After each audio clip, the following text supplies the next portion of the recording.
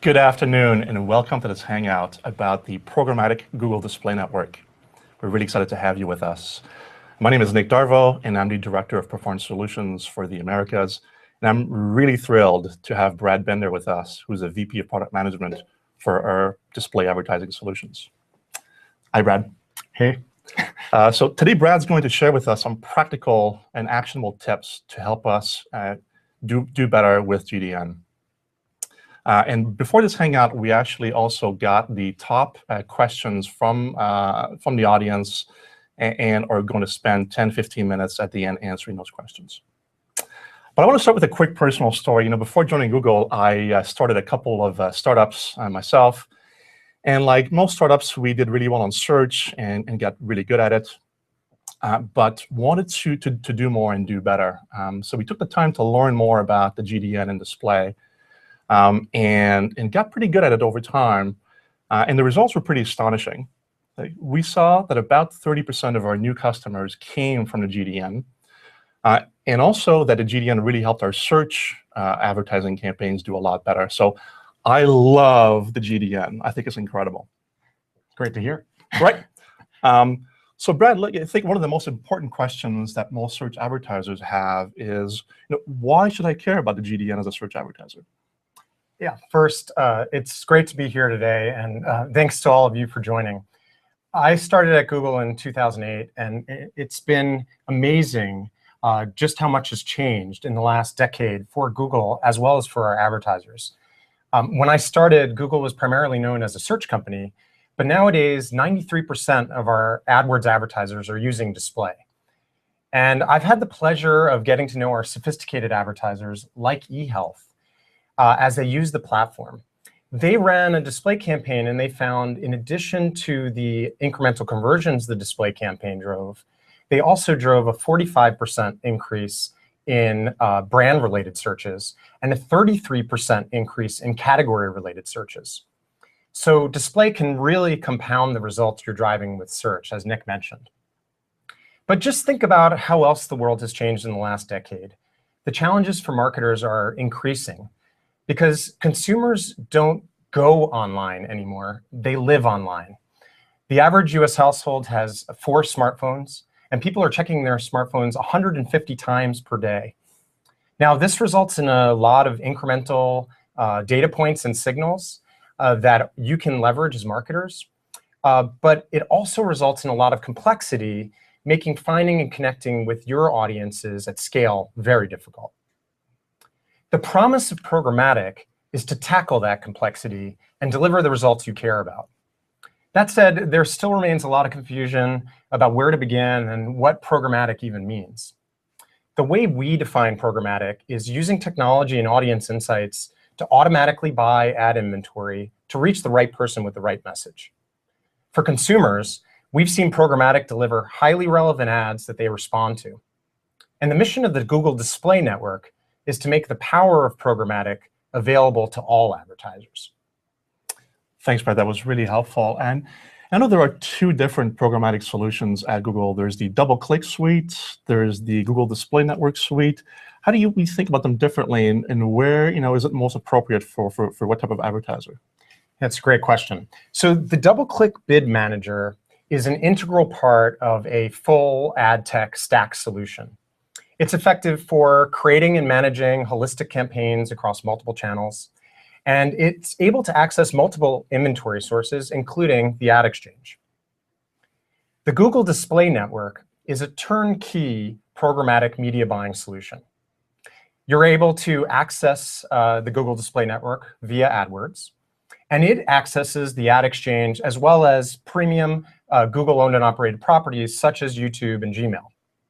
Therefore, it's a really effective starting point for search advertisers that want to start off with display, as well as for traditional display advertisers and agencies who are looking to achieve reach and scale. The Google Display Network has been built to meet the needs of any advertiser, regardless of size or scale. Great. So today we'll focus on a GDN, and we won't be talking so much about the DoubleClick product. So how do we get started with this? I'm a search advertiser, or I've been using GDN for a while. What are the steps that you would recommend to get some great results? Yeah, we really think about the keys to programmatic success in terms of 3 steps, and I call them the 3 R's: reach, relevancy, and results. And we'll spend more time on each of these. Reach is about reaching people when it matters. Great marketing always starts with defining and reaching the right audience, regardless of what device they're on, desktop or mobile, app or web. Relevancy is about matching the message to the moment. This is about ensuring that you're able to show the right ad when it matters. Our real-time bidding and creative optimization is designed to help you do exactly that. And third, results is about optimizing with full transparency. This is about knowing exactly where your ad dollars are spent and how they perform, and being able to improve that over time. Right, that's a really helpful framework. So should we tackle them one by one? Sounds great. Right, so let's start with the reach, right? I mean, any good marketing starts with talking to the right audience at the right time. And if I want to start with the GDN and I want to have great reach and develop a good audience strategy, where do I begin? Yeah, you always want to start with data that's unique to your business. Many of you already have your sites tagged with remarketing. And as we know, remarketing is incredibly important.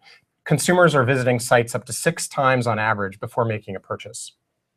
Programmatic remarketing on the GDN can help you re-engage with site visitors on a personalized basis, even after they've left your site.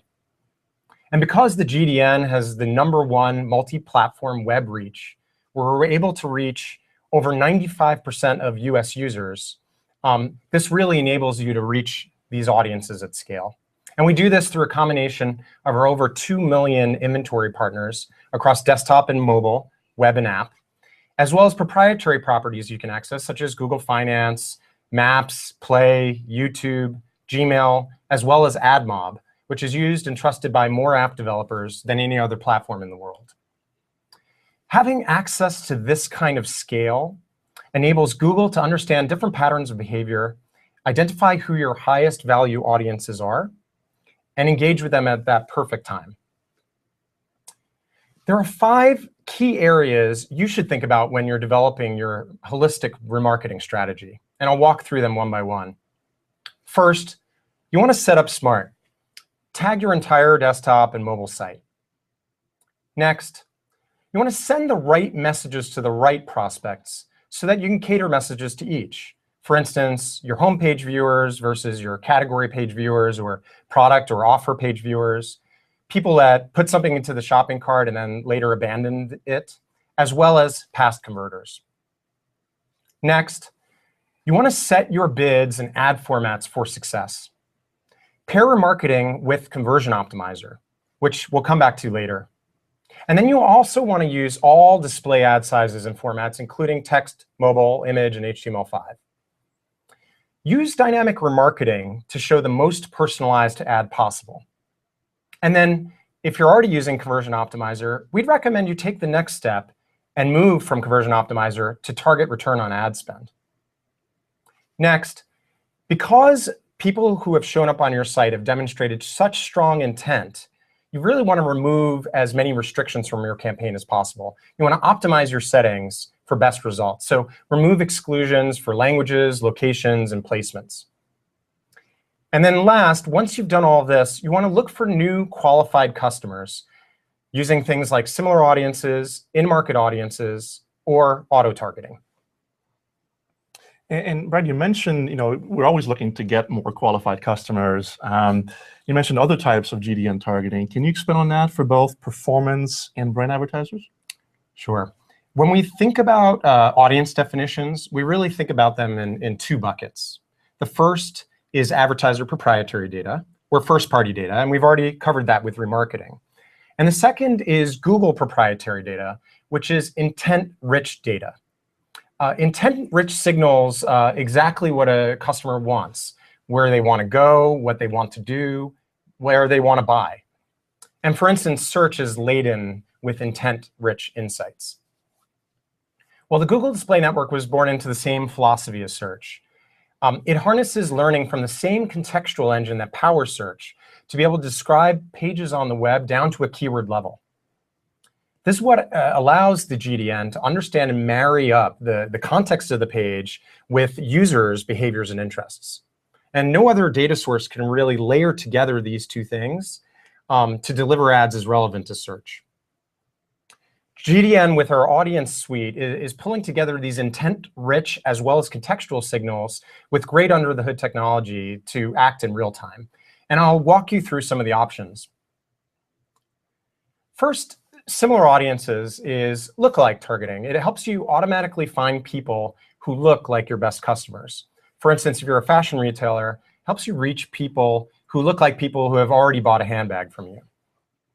Next, in-market audiences allow advertisers to reach customers who are actively researching and intending to make a purchase, regardless of business.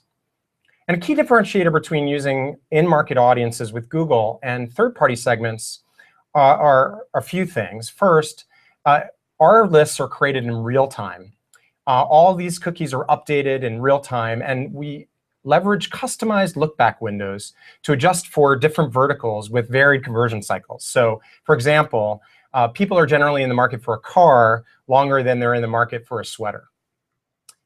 The next difference here is that we're able to reach intenders, not just people that have shown a general interest. Our customized algorithm is able to differentiate between those two things. And an example here is, someone might be generally interested in cars, but really they're interested in race cars and Formula One racing that they'll watch on the weekend. That's very different than someone who's actively in the market for a new SUV for their family. Next, we've developed an affinity audience suite, which helps brand marketers looking to raise awareness and drive consideration by reaching audiences based on detailed pictures of their lifestyle, behavior, and interests.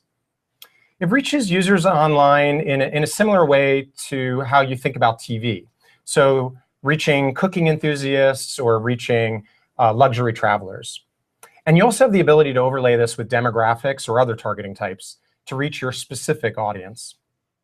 A complement to our broader affinity suite is our custom affinity solution, which allows you to reach a more niche set of users, defining your own custom audience. So for instance, if you're a health store looking to find vegans, you could compile a list of keywords that describe the content that this type of user would have previously browsed, such as vegan recipes, non-dairy, soy protein, etc.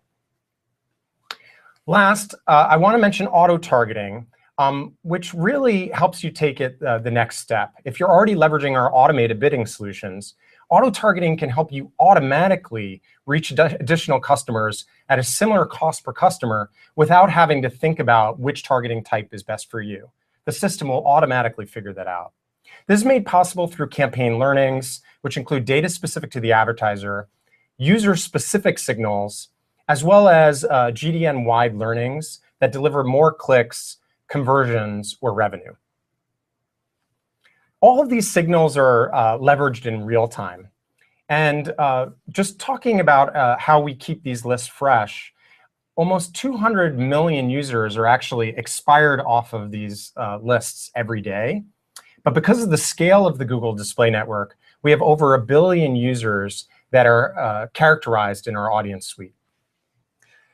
Sounds really powerful, and like for a simple-minded salesperson like me, I like to use examples. So I'm going to pepper the rest of the Hangout with some examples. So one I'd like to mention is for New Zealand, who was using this very powerful suite of products to change how they were targeting their market.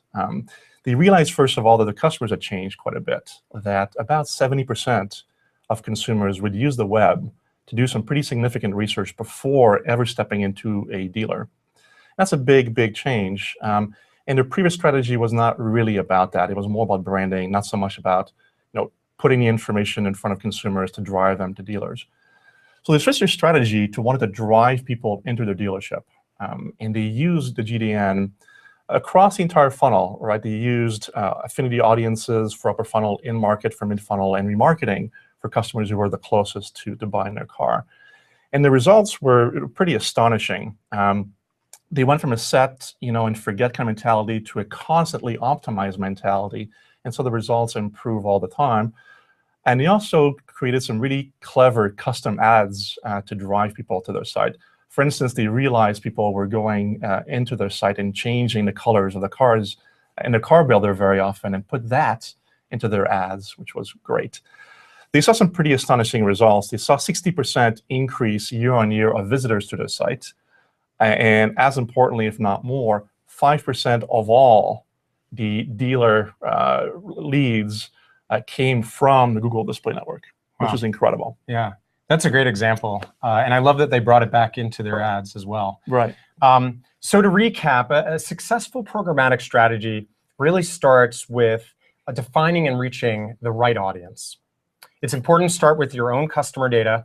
Programmatic remarketing on the GDN can help you re-engage with your existing customers to reach them at the right time with the right message on the right device. Then you can leverage powerful audience signals like Ford did on the GDN, indicating intent and immediacy to find and reach new customers.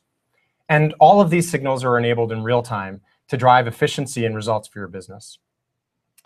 Right. So first step, I'm talking to the right people at the right time. If I understand correctly, the second step is I got to be relevant. I got to say the right things to those people. Tell me more about that. How do you do that? Yeah, it's exactly right. The second key step for programmatic success is relevancy. And the way you achieve programmatic success there is by reaching the user with the right bid and the right message. And Google has developed a variety of tools that help you as advertisers ensure that these bids and creatives are as efficient and relevant as possible.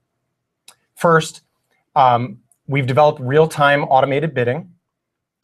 Next, personalization via dynamic creatives. And third, other auto-optimized formats to drive enhanced relevancy and more efficient performance. Yeah, and as I mentioned before, I was an advertiser as well, and I found that to be hard, frankly, right? There's so many options, there's so many different ways to set bids. Like, how can Google help to make this easier to manage? Yeah, this is exactly why automation is so key. There are just so many signals that it's impossible to harness them all without machine learning. On the GDN alone, there are 70 million unique signals that go into each auction bid decision. And this is why Google's developed real-time bidding and creative optimization tools designed to help with exactly this, to help advertisers achieve results scalably. And you had mentioned before we started to me that Wayfair was a great example of that. Can you tell us more about that? Yeah, I know you're familiar with Wayfair as well, and many of you are probably familiar with Wayfair. They're an online home furnishing and decor company who turned to programmatic on the Google Display Network to reach new, high-value customers efficiently and at scale. Wayfair used a variety of targeting types to reach their audience, including in-market audiences, keyword contextual targeting, as well as similar audiences. And to reach, and they used all of that to reach new users. And then they also used remarketing to be able to reconnect with their existing users. Wayfair quickly learned that addressing all of the relevant customer signals while manually optimizing their display campaigns could be difficult and time-consuming. And so to combat this, they implemented Conversion Optimizer to programmatically bid for customers. Conversion Optimizer is able to analyze every ad auction, click, and conversion that Google delivers. And by now, that's data from 75 billion events that can be used to predict future performance and manage your bids for best results. Conversion Optimizer takes into account customer signals such as actions on your site, device, user location, or time of day to intelligently reach people where and when they're most likely to respond and buy. And this helped Wayfair reach new and high-value customers at the right moment, as well as at the right price. And in Wayfair's case, they got great results. They were able to lower their cost per acquisition by 75%. Wow, that's incredible. I kind of heard a rumor that personalized ads have a click-through rate that's about 50% higher than non-personalized ad. Is that true? Yeah, that is true. That's good, but it's impossible to create a personalized ad for millions of people. So how do I do this at scale? Yeah, as you mentioned, it is nearly impossible to manage all of this complexity without the efficiencies of technology and automation. Advertisers can't manually create enough versions of an ad to run in every possible place that they need to be. Yet we know that customization is exactly what consumers respond to and what advertisers need to be relevant. Why shouldn't ads be able to automatically respond and adapt to the environment on their own? When we think about customizing at scale, we focus on simplification, automation, and responsiveness. And we've invested significantly against all of these areas to make delivering personalized creatives at scale easier for all advertisers. One of the ways I want to talk about is dynamic advertising. And this isn't just traditional creative optimization. This is using feeds or an asset library to deliver the most relevant message possible. Dynamic remarketing lets you show previous visitors more personalized ads for products and services they visited on your site, or similar products that they might be interested in. These new dynamic remarketing ads will automatically resize to fit any placement, regardless of size or device. And we've updated the style of these ads to give them more beautiful styling and to fit in with the look and feel of your brand. Why is this valuable? Well, this enables you to reconnect with your consumers with the right message at scale. And it really provides an even more relevant experience on any device. On average, we've seen clients that have implemented dynamic remarketing see double the conversion rate at 60% lower CPA. So it's incredibly effective. And I remember doing this myself, and there's so many different ad sizes and Flash, non-Flash, HTML5. I remember also that complexity around that. Can you tell us more about that issue as well? Yeah, and outside of dynamic remarketing, we could do even more with automation. We're doing a lot of work behind the scenes to allow you to build once and let Programmatic really automatically optimize on your behalf. And really, it's about delivering to all of the potential inventory slots you might want to run in: desktop, mobile, app, or native spots. For instance, with auto resizing, we've made it so you just have to upload 3 sizes to be able to reach 95% of placements through auto resizing. Previously, the maximum you could reach with 3 sizes was 55%. So this is really enabling you to deliver a lot more scale and reach with less effort. Second, you mentioned auto HTML5, actually. And 84% of advertisers are still using Flash, even though it has a decreased ability to work on mobile and desktop.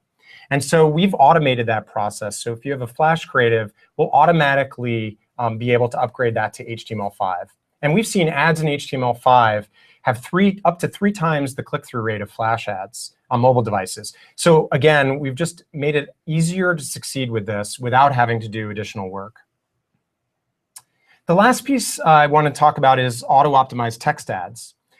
We've been able to automatically optimize GDN text ads for performance across 3 different text ad types: standard text, native text, and rich media text. If you provide an image, description, and a URL, the system will pick the best one for each placement to maximize your performance. This reduces the manual building that advertisers need to do to deliver engaging text ads. And did you know that the majority of advertisers are spending more than 20% of their GDN budget on text ads? Among them, on average, those that actively manage both image and text are seeing 40% more conversions than by including text ads while also maintaining their CPA. I did know that, by the way. I actually love those text ads. I think it's an easy migration for a search advertiser as a first step into the Google Display Network. Thanks for that. That was really helpful. Let's take a look at another example of a company that was trying to increase the relevancy and personalization of their ads using dynamic ads. And this is Jet Airways. And you can imagine how you can improve an ad for an online air company if you know where people want to go and where they are today. So that's what they did. Their ads had the location of the user and the destination they wanted to go to and the date in which they wanted to fly right inside the ad, which I think is really cool and also very useful for the consumer. So they customized these ads and did a lot of testing. And after 6 months, they saw a 200% increase in conversion and 65% decrease in CPA, which is pretty amazing. Yeah, that is amazing. So to recap this section, in order to drive relevancy through bidding and personalization, you want to automate your bidding, as we saw with Wayfair. You want to personalize creative with dynamic ads, like we just heard about with Jet Airways. And you want to automate your creatives to create better user experiences and increase efficiencies across devices at scale without having to do any additional work. Right. So, I've talking to the right people, right? I've got the right reach. My ads are the right ads. I'm relevant. I'm bidding properly. I'm using some automation.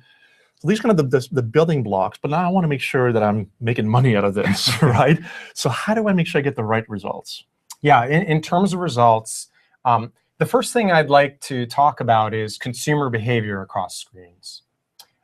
Many marketers are struggling to see the full picture of how their users are engaging with ads across screens. And we've heard that 90% of users are actually using multiple screens throughout a day to sequentially achieve tasks. Consumer journeys aren't linear anymore. And so really, our job in ad technology is to help marketers like you fit these puzzle pieces back together so that you can get a full picture of what's actually happening with your users. Last click attribution and single device models are easy, but they really don't give you the full picture. Not measuring cross-device behavior nowadays is really not measuring the full impact of your marketing. So we, as Google and the Google Display Network, have invested in ways to help marketers ensure that they can measure these new paths with more precisions. And that's why we've invested in cross-device conversions across search, display, and shopping. Marketers around the world can now capture the full value of their AdWords campaigns by using cross-device insights. And they're measuring up to 16% more conversions from search and 11% more conversions from display. And there are a few best practices you can get started with when you're enabling cross-device conversions that I'd like to walk you through. First, consider longer conversion windows, even up to 90 days if it makes sense for you. Users who research across multiple devices generally take longer to convert than someone who converts on her first visit from her first device. Next, you want to add the cross-device conversions column to your reports at the campaign level. Since we're so strict on statistical significance of our cross-device conversions reported, some campaigns may not see cross-device data at all. Next, you want to understand the difference in performance uplift between mobile and desktop. The uplift rate across your various devices will most likely vary. By being aware of these differences, you can adapt your strategy accordingly. For example, you can adjust your base bids according to your desktop uplift, and then adjust your mobile bid adjustments based on the performance differences compared to desktop. Right. So in a mobile world, it's really important to make sure you follow the customer journey from mobile to desktop, or else you're going to be missing a big piece of the action. And in reverse. And in reverse, that's right. And so here's a good example of this. So here's Vivint, which is a great kind of home technology provider. And they kind of knew this instinctively. You could see people doing that, but they wanted to actually get to the numbers so they can get some insights and use them. And by using the cross-device conversion, they were able to see that mobile display was driving 23% more conversions than they thought it was. So armed with that, they also were able to calculate that their CPA was 19% lower. And you can see how you can create a whole different kind of bidding strategy and optimization strategy with that, and get more customers at a better CPA. So they had some really fantastic results. Yeah, that's great. Switching topics a little bit, I know probably many of our watchers are concerned about ad viewability, right? It's an important topic. If I understand correctly, more than 50%? Yeah, 56%, yeah. Of all display ads on the web are actually not seen. Yeah. What are we doing about this? Yeah, this is an incredibly important area for us. And we're continually strengthening our commitment to viewability and making that the currency of digital advertising. Because we really want to help marketers and publishers work together transparently and efficiently. As a matter of fact, a viewable CPM buying launched on AdWords in 2013, so that advertisers could choose to only pay for display and video impressions that met the MRC-defined industry standard for viewability, which is 50% of the ad on screen for a second or more for display and 2 seconds or more for video. As a result, last year, over 70 billion impressions weren't billed to AdWords advertisers because they didn't meet that standard. Today, the Google Display Network is 100% viewable. all CPM campaigns are now viewable CPM campaigns in AdWords. And this makes the GDN one of the only media platforms where an advertiser doesn't pay for an impression unless the ad actually had a chance to be seen. To complement viewable CPM, frequency capping in AdWords also only counts viewable impressions for all display and video campaigns. And these metrics should really help you get a better understanding of which placements and creatives are driving strong performance when they have a chance to be seen. If you're a CPM buyer in AdWords, you don't need to do anything differently. All of your campaigns are now viewable CPM campaigns. But if you're a performance-based advertiser, viewability is something you should consider. Viewability guarantees that the ad is seen, so your performance can be measured more accurately. Great, that was really helpful. Those were all the kind of prepared questions that I had. These are the softball questions. Now we've got 4 or 5 hardball questions from the audience. So let's get to those. Those are fantastic questions. Thank you so much for submitting those. So the first question is around auto bidding. What are some signals that auto bidding works on, and can they work for advertisers of all sizes, or is it for the big guys? No, that's a great question. And really, auto bidding has been created to meet the needs of all advertisers. And our auction is unique because we harness millions of signals and permutations to optimize ads towards this consumer journey that we're talking about. We're able to programmatically select the right person on the right moment with the right message and with the right bid. And the signals include actions taken on your site. So it could be the past purchases you made or the number of pages you viewed. It includes current frame of mind, so what device you're on, the ad type, as well as the recency of your behavior, as well as consumer characteristics like the ones we talked about, such as demographics or interests. And like I said, this is really flexible to various budgets. Advertisers leveraging some of our automated bidding solutions, such as Conversion Optimizer, on average are seeing a CPA improvement of 20% on display. And that's an average. So many advertisers are actually seeing a stronger improvement. Well, I knew eventually, when I was an advertiser, I had to automate, right? It was such, CPAs got better, but also I saved so much time. Right. In the end, the machine kind of was better than me at optimizing this stuff, which is not very hard to believe. The second question was around auto-targeting. So how does auto-targeting work, and what are the available options? Great. So we chatted a little bit about auto-targeting earlier. And really, targeting optimization is letting AdWords target new users on your behalf that we believe have a high potential to convert. And this is within your display network only campaigns. And really, what this is doing is helping you find additional customers at a similar cost per customer.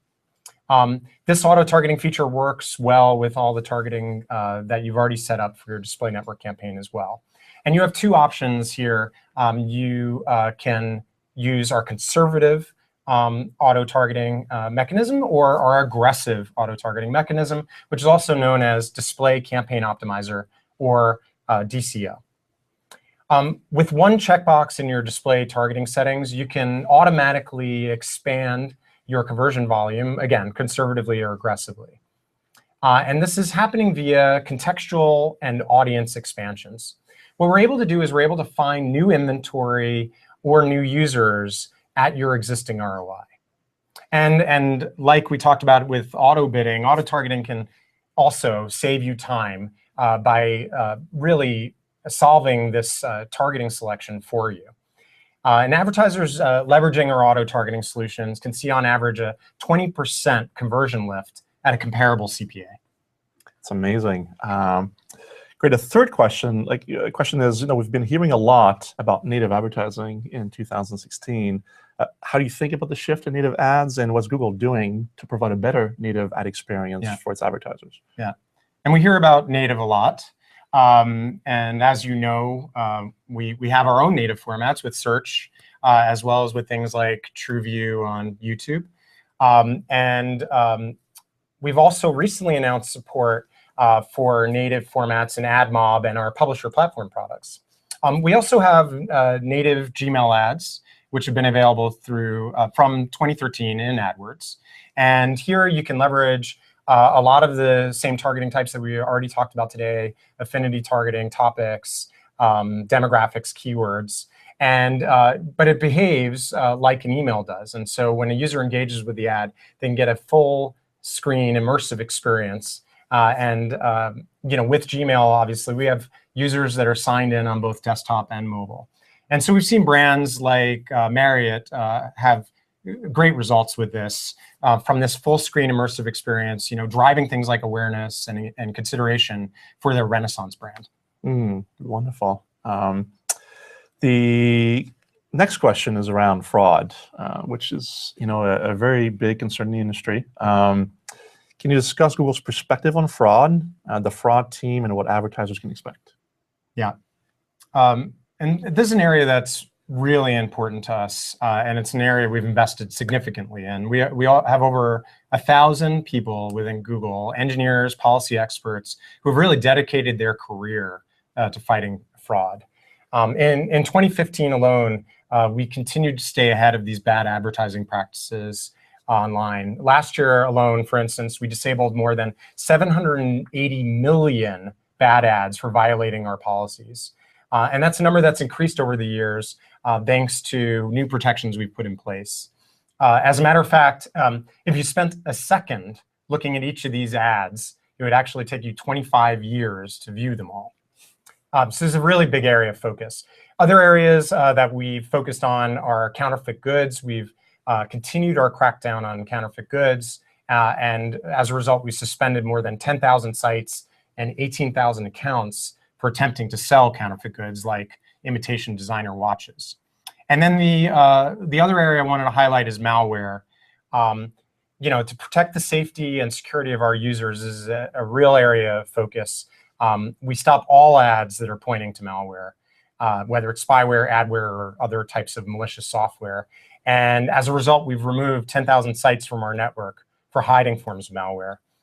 So that's reducing unwanted downloads by more than 99%. If you want to read more about this, we actually publish a report annually called the Bad Ads Report. And that's published on our Google blog. So please check it out to find out more. Great. And the last question is around mobile GDN. There are other networks available out there, but how does MGDN compare to other players in the market? It's a great question. And mobile GDN, a lot of what I'm going to talk about really falls into the same buckets that we were talking about earlier, which is reach, relevancy, and results. And I'll just highlight a couple of the distinctions that are specific for mobile. Certainly, we're really finding that our mobile network is helping our advertisers reach users at the moments that matter. And on the reach side, Google sites have the #1 mobile reach in the US. We also extend these mobile campaigns automatically into AdMob, which I talked about earlier, which has over 650,000 apps in it. AdMob is used and trusted by more app developers than any other ad platform worldwide. And when we're talking about reach, the various audience targeting pieces that I discussed earlier also apply here, but you could also choose to reach people based on operating system or device. So that's first, that's reach. In relevancy, we've really taken a mobile-first approach to creative development. And the auto-optimization of creatives that I talked about earlier really have been created to optimally engage users regardless of what screen they're on. And when I talked about some of the bidding pieces, we're already leveraging dozens of mobile signals in our bid optimization, ensuring you reach the most qualified user. And then last, talking about results, we spent a fair amount of time talking about the importance of cross-device measurement and being able to optimize your performance by understanding how users are engaging with your brand across screens. I think it's just really important to learn these insights about how users are behaving across screens, especially when they start on one screen and they complete an action on another. You really want to be able to measure your conversions across browsers, understand the dynamics, even on a single device of where users are interacting with you on a web and or in app, as well as across devices, to help you make more informed business decisions. Yeah, thanks, Brad. That's really helpful. I just want to make sure I get this right. We covered a lot of content today, so this is like a little test for me. But But we talked about reach as the first pillar, right? Getting to the right people at the moments that really matter, and that's audience and data. We talked about relevancy, which is making sure that the message they see is also appropriate at the moment that matters. We've talked about dynamic creatives. We've talked about bidding strategies to do that. And lastly is results, making sure we measure properly across devices, and make sure we optimize with full transparency and have as much data and transparency as possible. Did I get that kind of right? Yeah, absolutely. All right, thanks. Hey, look, so any parting words and what you're thinking about for the rest of 2016? Yeah, and first off, Nick, just want to thank you for having me here today, and I want to thank all of you advertisers and agency partners who are able to join us this afternoon. It's clear the customer journey is as complex as ever, and our time spent online has doubled over the past few years. So this complexity is increasingly hard for marketers, as I'm sure all of you are finding, but it also presents a lot of new opportunities to take advantage of all these new signals in real time. The promise of programmatic is to let the technology do the heavy lifting and solve this complexity. And I couldn't be more excited about the role that the Google Display Network is going to play in achieving exactly that. As I look to the rest of the year, I'm personally inspired about some of the cutting-edge technology we're developing in the programmatic space. I don't have any specific launches to announce today, but you can expect to hear more from us throughout the year that will help you take better advantage of your customer data and connect with your existing audiences, that will continue to build new targeting features and help reach new customers, improvements in our best-in-class bidding technologies to drive profitability, enhancements in our creative offering, making it simpler for you to deliver beautiful ads that are relevant at scale, and last but not least, continued advancements in measurement and transparency, enabling you to make better business decisions. Very exciting 2016, Brad. Thank you very much. And thanks, everybody, for joining. That's the end of the Hangout for today. But for those of you who could not join, this was recorded and will be made available. We also have a feedback survey below in the Hangouts that you can see. Please, we love your feedback. We really appreciate it. So please do fill that out. Thank you so much for joining us. Thanks for your time. We really hope this was helpful.